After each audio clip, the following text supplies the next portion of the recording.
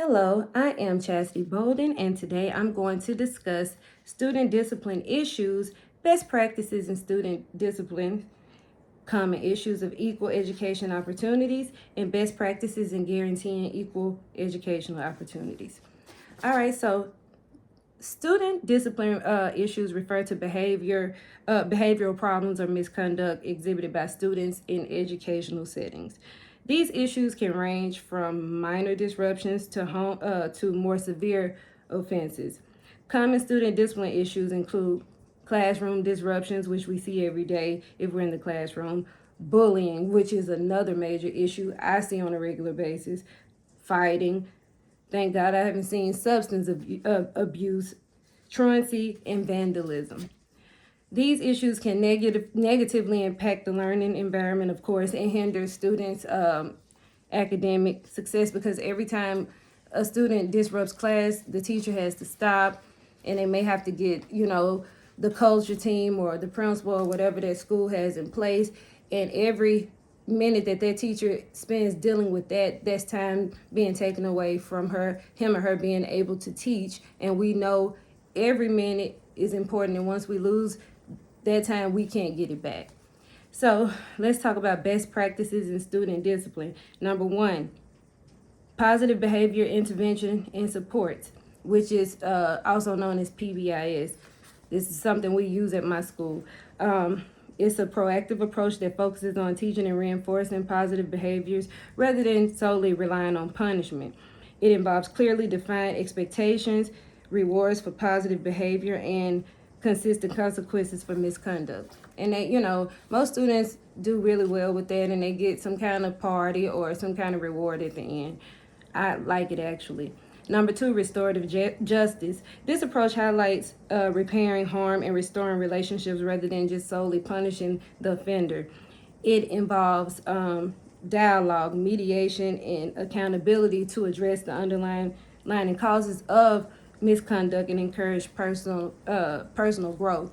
Because most of the time when children misbehave, especially young children, it's always an underlying cause why they're doing it. Like, for instance, I had a child that was stealing food and money one year when I was still a classroom teacher, and I found out that student didn't have food at home.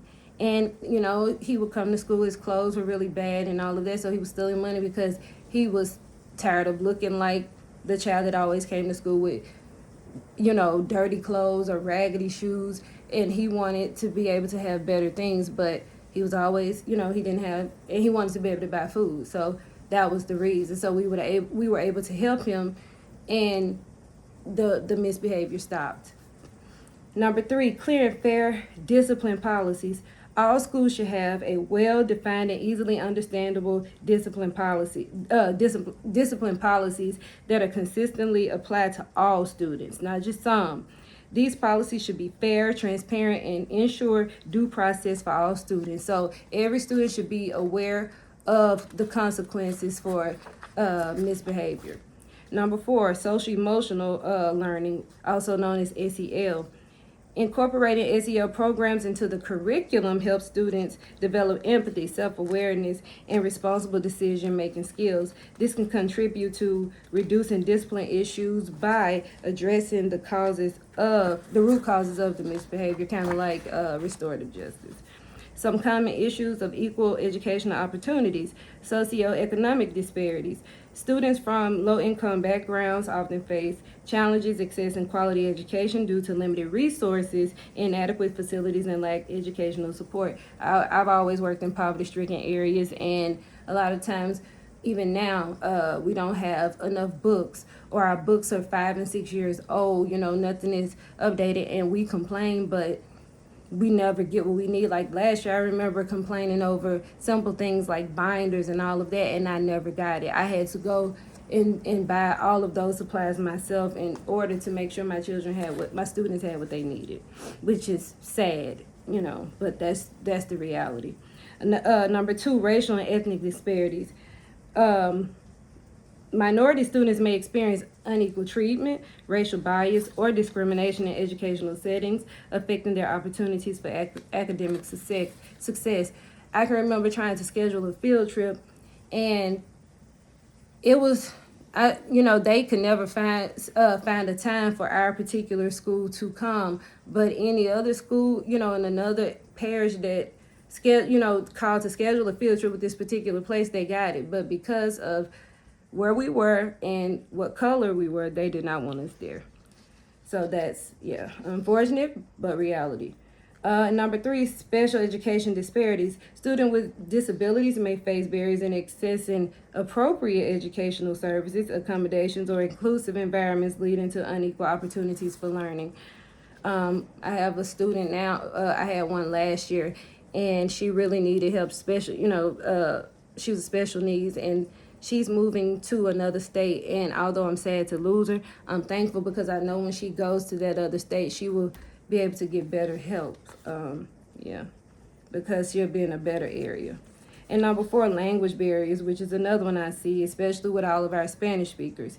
English language learners may encounter difficulties in accessing educational resources and support, limiting their ability to fully participate in the curriculum, which is another challenge. All right, some best practices in ensuring equal educational opportunities. Number 1, equity in school funding, equal allotment of resources such as funding, qualified teachers, and not just anybody off the streets coming in there to teach like they do in some areas these days. Instructional materials for disadvantaged students. Number 2, culturally responsive teaching, implementing teaching practices, acknowledge and respect students from diverse backgrounds, languages, and cultures. Number 3, for special ed services and support, providing IEPs, appropriate accommodations, and inclusive environments for students with disabilities. And number 4, language, as far as the language support programs, offering English language learners specialized language instruction, support services, and culturally responsible curriculums to help them succeed academically. This concludes my presentation. Thank you so much.